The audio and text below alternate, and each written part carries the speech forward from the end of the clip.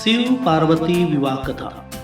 शिव विवाह कथा को भारत की आध्यात्मिक कथाओं में बहुत महत्वपूर्ण माना जाता है। जब शिव और पार्वती का विवाह होने वाला था तो एक बड़ी सुंदर घटना हुई। उनकी शादी बहुत ही भव्य पैमाने पर हो रही थी। इससे पहले ऐसी शादी कभी नहीं हुई थी। शिव जो दुनिया के सबसे तेजस्वी प्राणी थे, एक दूसरे प्राणी को अपने जीवन का हिस्सा बनाने वाले थे। उनकी शादी में बड़े से बड़े और छोटे से छोटे लोग शामिल हुए। सभी देवता तो वहां मौजूद थे ही, साथ ही असुर भी वहां पहुंचे। आमतौर पर जहां देवता जाते थे वहां असुर जाने से मना कर देते थे, और जहां असुर जाते थे वहां देवता नहीं जाते थे।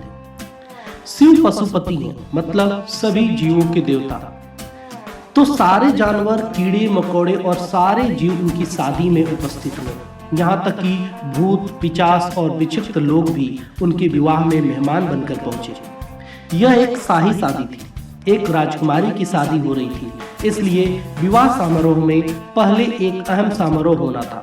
वर वधू दोनों की वंशावली घोषित की जानी थी। एक राजा के लिए उसकी वंशावली सबसे अहम चीज होती है, जो उसके जीवन का गौरव होता है। तो पार्वती की वंशावली का बखान खूब धूमधाम से किया गया।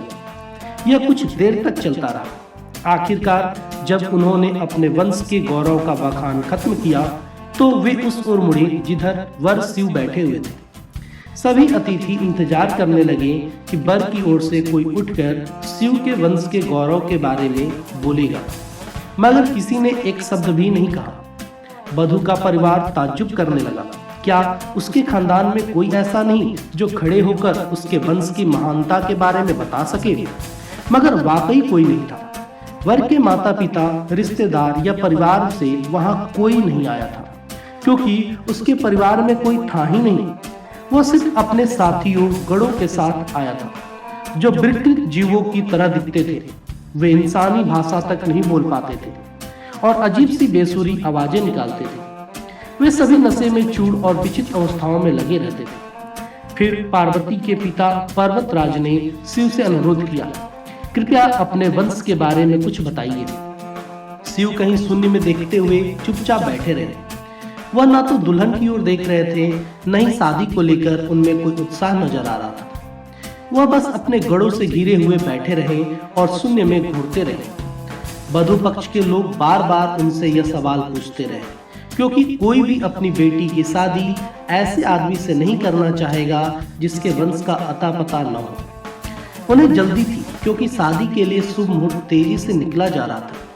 मगर शिव मौन रहे। समाज के लोग, कुलीन राजा महाराजा और पंडित बहुत घृणा से शिव की ओर देखने लगे और तुरंत फुसफुसाहट शुरू हो गई।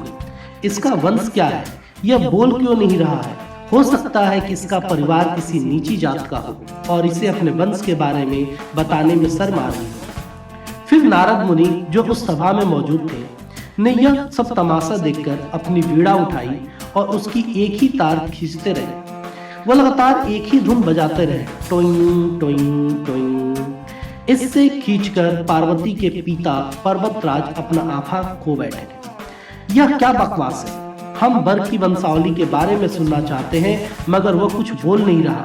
क्या मैं अपनी बेटी की शादी ऐसे आदमी से कर दूं, और आप ये खिंचाने वाला सुर क्यों कर रहे हैं? क्या यह कोई जवाब है? नारद ने जवाब दिया, वर के माता पिता नहीं है। राजा ने पूछा, क्या आप यह कहना चाहते हैं कि वो अपने माता पिता के बारे में नहीं जानता? नहीं, इनके माता पिता ही नहीं है। इनकी कोई विरासत नहीं है, इनका कोई गोत्र नहीं है, इसके पास कुछ नहीं है, इनके पास अपने खुद के अलावा कुछ नहीं। पूरी सभा चकरा गई। पर्वतराज ने कहा, हम ऐसे लोगों को जानते हैं जो अपने पिता या माता के बारे में नहीं जानते। ऐसी दुर्भाग्यपूर्ण स्थिति हो सकती है, मगर हर कोई किसी न किसी से जन्मा है। ऐसा कैसे हो सकता है कि किसी का कोई पिता या माँ ही न हो? नारद ने जवाब दिया, क्योंकि यह स्वयंभू है। इन्होंने खुद की रचना की है। इनके न तो पिता है न माता, इनका न कोई वंश है न परिवार। यह किसी परंपरा से ताल्लुक नहीं रखते और न ही इनके पास कोई राज्य है। इनका न तो कोई गोत्र है और न कोई नक्षत्र, न कोई भाग्यशाली तारा इनकी रक्षा करता है। यह इन सब चीजों से परे है।